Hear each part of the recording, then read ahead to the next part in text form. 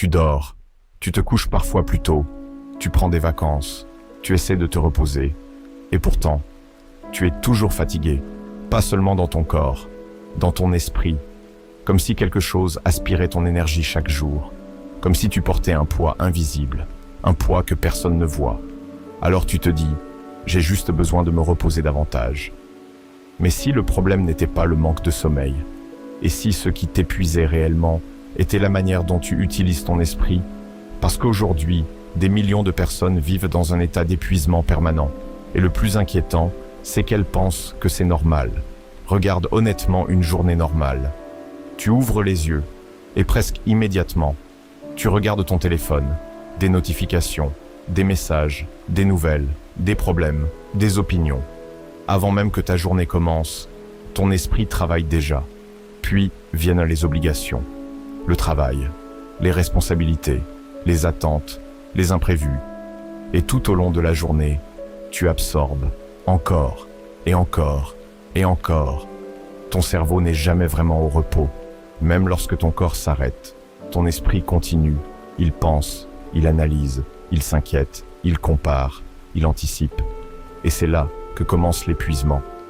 Les stoïciens avaient déjà compris une vérité que notre époque ignore souvent. Un esprit qui ne sait pas s'arrêter finit par s'épuiser lui-même. Voici une question. Combien de choses te préoccupent actuellement? Le travail, l'argent, l'avenir, la santé, les autres, le regard des gens, les actualités, l'économie, la politique, le futur. Maintenant demande-toi, parmi toutes ces choses, combien dépendent réellement de toi? Très peu. Et pourtant, tu portes le poids de chacune d'entre elles. Épictète disait « Certaines choses dépendent de nous, d'autres n'en dépendent pas ». Cette phrase paraît simple, mais elle contient une immense sagesse, car une grande partie de notre fatigue vient du fait que nous essayons de contrôler ce qui ne dépend pas de nous. Nous voulons contrôler l'avenir, les réactions des autres, les événements, les résultats. Et cette lutte permanente vide notre énergie. Imagine que tu portes un sac à dos. Chaque inquiétude ajoute une pierre. Chaque peur ajoute une pierre. Chaque scénario négatif ajoute une pierre. Au début, ce n'est pas lourd. Puis les années passent et le sac devient énorme. Le problème est que beaucoup de gens portent ce sac tous les jours. Ils vivent dans le futur. Ils imaginent des catastrophes. Ils anticipent des échecs. Ils rejoignent des conversations qui n'ont même pas encore eu lieu.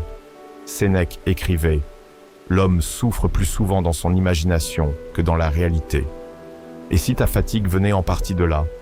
Et si tu étais épuisé non par ce qui arrive, mais par tout ce que tu imagines?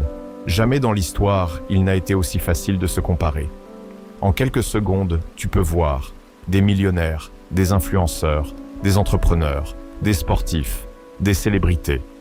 Et sans même t'en rendre compte, tu commences à juger ta propre vie. Pourquoi lui? Pourquoi elle? Pourquoi pas moi?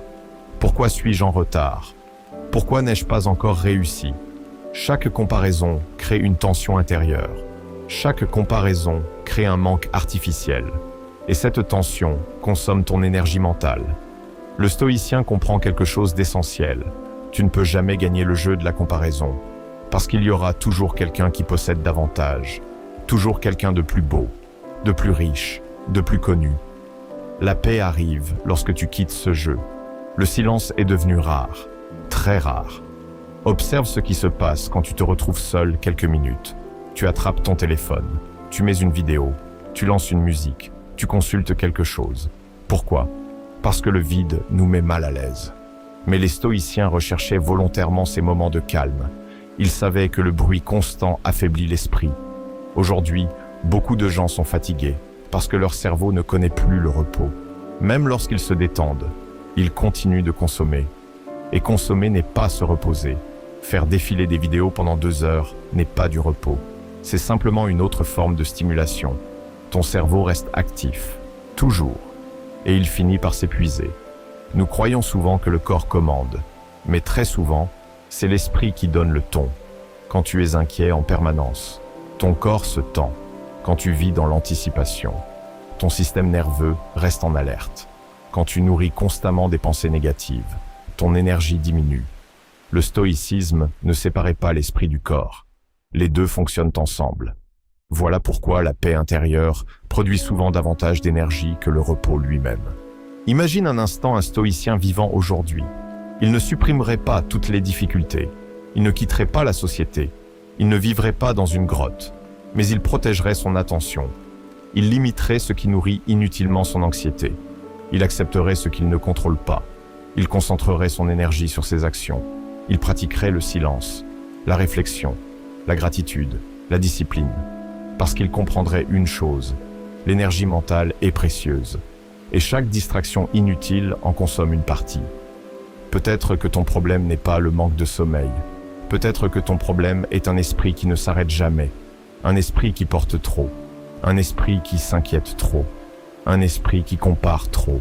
Un esprit qui anticipe trop. Un esprit qui réagit trop. Et tant que cet esprit restera dans cet état, aucune quantité de repos ne sera suffisante.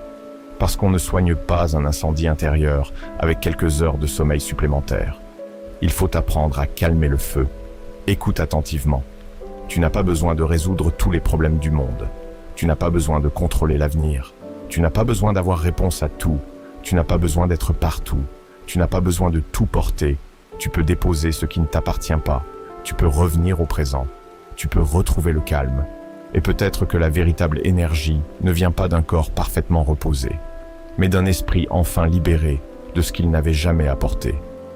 Si cette vidéo t'a parlé, écris simplement « Je choisis de déposer ce poids » dans les commentaires. Et si tu veux apprendre à développer un esprit plus calme, plus fort et plus libre grâce aux enseignements intemporels du stoïcisme, abonne-toi maintenant, parce qu'aujourd'hui, la véritable richesse n'est pas d'avoir plus de temps, c'est d'avoir plus de paix intérieure.